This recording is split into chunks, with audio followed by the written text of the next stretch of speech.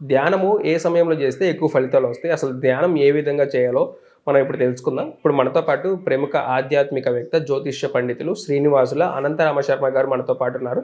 ఆయన్ని అడిగి తెలుసుకుందాం. సార్ నమస్కారం అండి. నారసింహ.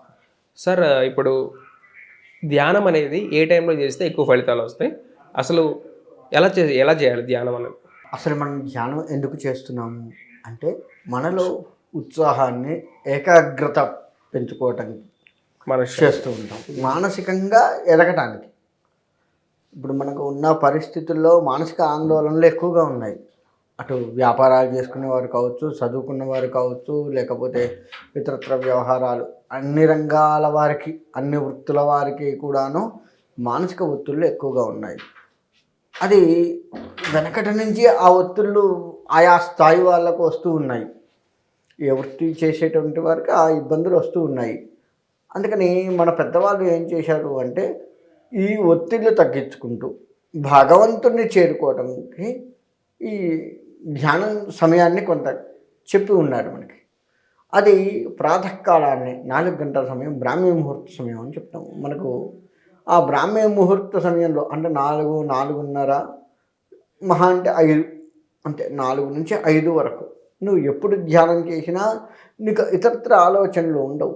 నీ మెదడు ఏమో ఉంది, చాలా ఆహ్లాదకరంగా ప్రశాంతంగా ఉన్నటువంటి సమయం, చుట్టూ వాతావరణం కూడా ప్రశాంతంగా ఉండే సమయం. అప్పుడు కనుక నువ్వు భగవద్ధ్యానం ఏదైనా సరే నువ్వు పారాయణం చేయొచ్చు, ధ్యానం చేయొచ్చు, ఏది కనుక ఆ సమయంలో చేస్తే నీకు ఆ వేవ్స్ అనేవి ఎక్కువగా నీలో ప్రసరించి భగవంతుడికి సంబంధించినటువంటి వేవ్స్ అనేది నీలో ఎక్కువగా ప్రసరించి నీవు ఆహ్లాదకరంగా ఉండటానికి ఆస్కారం ఉంటుంది. అది ఉదయం అయిపోయింది, ఇంకా ఎప్పుడు చేయవచ్చు అన్న విషయానికి వస్తే సాయంత్రం సమయం, సంధ్యా సమయం అంటారు దాన్ని. గోధూలి వేళ అంటే గోవులు ఇంటికి వచ్చే వేళ అని చెప్తూ ఉంటాము. సాయంత్రం సమయం ఇంకా ఖచ్చితంగా చెప్పాలి అంటే 5:30 నుంచి 6 ఆ సమయం, అరగంటే ఉంటుంది. అంటే అటు పూర్తిగా చీకటి పడదు, ఇటు పూర్తిగా వెలుతురు రాదు. ఆయా కాలాన్ని బట్టి ఎండాకాలం అనుకోండి మనకి 7 దాకా కొంత సూర్యుడు యొక్క ప్రభావం మనకు కొద్దిగా ఎక్కువగా ఉంటుంది, 7 అట్లా దాకా. అలా సమయానుకూలాన్ని చూసుకొని సంధ్యా సమయాన్ని చూసుకున్నట్లయితే ఆ సమయంలో ధ్యానం చేయమన్నారు. మరి ఉదయం నుంచి మనము అనేక రకాల టెన్షన్స్తో ఉంటాం కదా, మరి ఆ సమయం ఏంటి అంటే మనం స్నానం చేసి భగవంతుడి దగ్గర కూర్చుంటున్నాయని మనం మనస్సుకి సంకేతం ఇస్తే చాలు.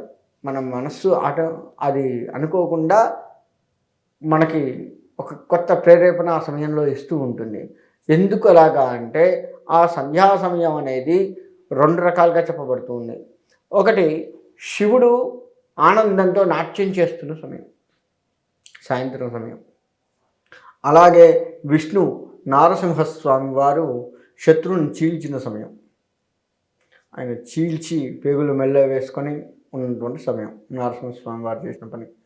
అంటే అక్కడ మనలో ఉన్నటువంటి శత్రుత్వం అంటే కామ, క్రోధ, లోభ, మోహ, మదమత్సరములు ఏవైతే ఉన్నాయో వాటిని ఆ స్వామివారు తీసివేస్తూ తన వైపు తిప్పుకుంటూ ఉన్న సమయం అది. నరసింహస్వామి వారు చేసిన పని అదే. ఆ రాక్షస తత్వమే అది.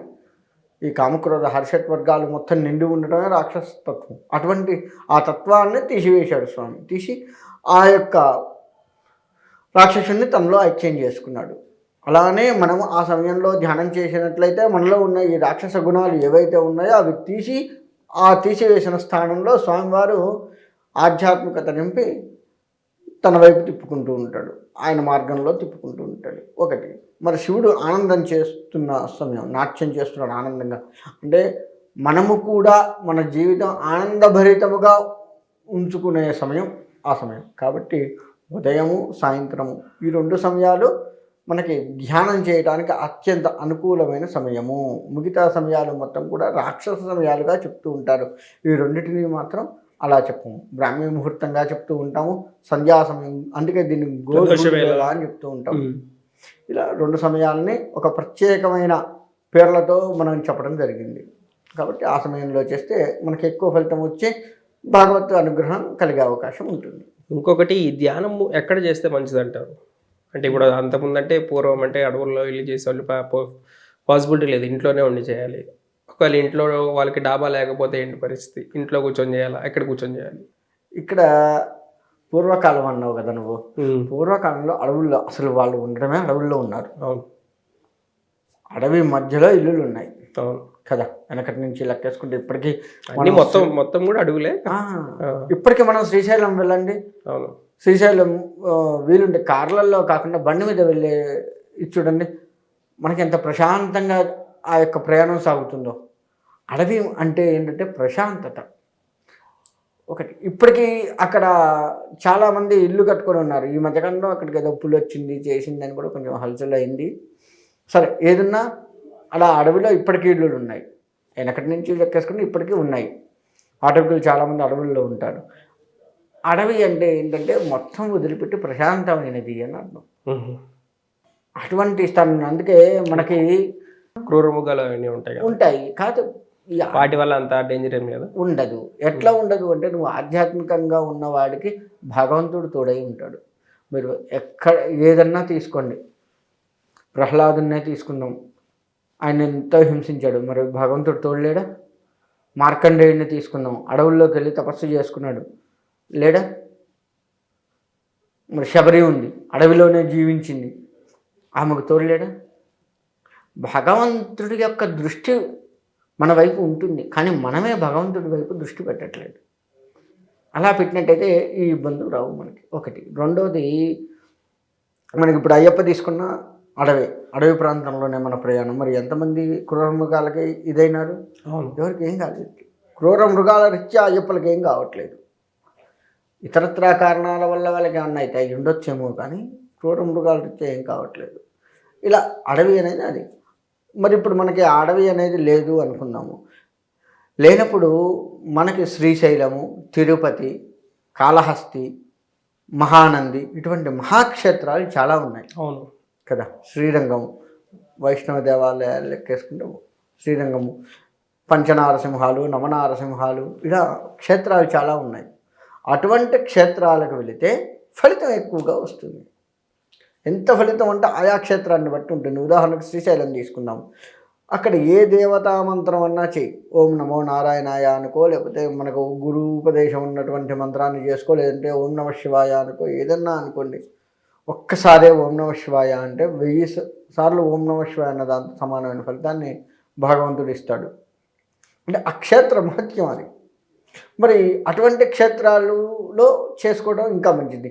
ఎందుకు మరి అంత ఫలితాన్ని ఎక్కువ వస్తుంది అంటే, అటువంటి క్షేత్రాల్లో తపస్సులు, యతీశ్వరులు చాలామంది కూడాను అక్కడ ధ్యానం చేసుకొని ఆ స్వామివారిలో ఐక్యమయ్యి ఉన్నారు. ఇప్పటికీ ఆ తపశ్శక్తి ఆయా క్షేత్రాల్లో ఉంది. నీవు అక్కడ కనుక చేసుకున్నట్లయితే నీ ధ్యానము ఆ ఋషుల యొక్క తపశ్శక్తి నీ ధ్యానంలో కలిసి ఫలితం ఎక్కువగా వస్తుంది. నీవు కూడా ఆధ్యాత్మికంగా కొంత ఎదుగుతాము, మానసికంగా ఎదుగుతాము. అందుకనే క్షేత్రాల్లో చేయమని చెప్పారు పెద్దవాళ్ళు. ఇళ్లల్లో కుదరట్లేదు, క్షేత్రానికి వెళ్ళు. ఖచ్చితంగా మనం క్షేత్రాలు, తీర్థయాత్రలు చేస్తూ ఉంటాం. అలా తీర్థయాత్రలు చేసినప్పుడు కొంత సమయం, నువ్వు 24 గంటల సేపు తీర్థయాత్రలు చేస్తున్నావు, అందులో 1 గంట, కనీసంగా 1 గంట ఆ క్షేత్రంలో నువ్వు ధ్యానం చేసుకో, జపం చేసుకో. గురువు ఇచ్చినటువంటి జపం ఏదైతే ఉందో అది చేసుకో. లేదు నీకు వచ్చిన ఓం నమ శివాయ, నమో నారాయణ, ఏదైనా ఏ దేవాలయం అయినా కావచ్చు. శివుడు కదండి శ్రీశైలంలో ఉంది, ఆయన దగ్గర ఓం నమ శివాయ ఎట్లా అంటాం? శివకేశవులకు భేదం లేదు. అదే కార్తీక మాసతత్వం కూడా. కాబట్టి ఏ దేవత దగ్గర కూర్చున్నా, నువ్వు అమ్మవారి క్షేత్రానికి వెళ్ళాల్సి వచ్చింది, విజయవాడ వెళ్ళాల్సి వచ్చింది, 1 నిమిషం కూర్చొని అక్కడ నీకు నచ్చింది అమ్మవారి అయినా సరే, అమ్మవారిదే చేయాలని రూల్ ఏం లేదు. నీకు నచ్చిన శివుడు, విష్ణువు ఏదైనా చేసుకో. అమ్మవారు నీకు నచ్చింది జపం చేసుకో, 1-2 నిమిషాలు, ఫలితం ఎక్కువ వస్తుంది. ఎందుకంటే అక్కడ ఏమవుతుంది అంటే భగవత్ శక్తితో పాటుగా ఈ యతీశ్వరులు తపస్సు చేసుకున్న మహర్షుల యొక్క శక్తి కూడా ఆయా క్షేత్రాల్లో ఉంటుంది. ఆ ఫలితం కూడా మనకు వచ్చి మనం ఆధ్యాత్మికంగా, శారీరకంగా, మానసికంగా ఎదగడానికి ఆస్కారం ఉంటుంది. కాబట్టి ఇంట్లో ఉంటే ఇందాక మనం చెప్పుకున్న ఉదయం 4 గంటల సమయం లేదా సాయంత్రం 6 గంటల సమయం, ఇంట్లో లేకుండా ఎక్కువ ఫలితం కావాలి, మంచిగా ఉండాలి ఇంకా అనుకుంటే మనం క్షేత్రాలకు ఎట్లాగో నెలకొకసారైనా ఎవరో ఒకరు వెళ్తూ ఉంటారు. ఏదో ఒక క్షేత్రం రాఘవేంద్ర స్వామి మఠం అని అదని ఇదని రకరకాల చోట్లకు వెళ్తూ ఉంటాం.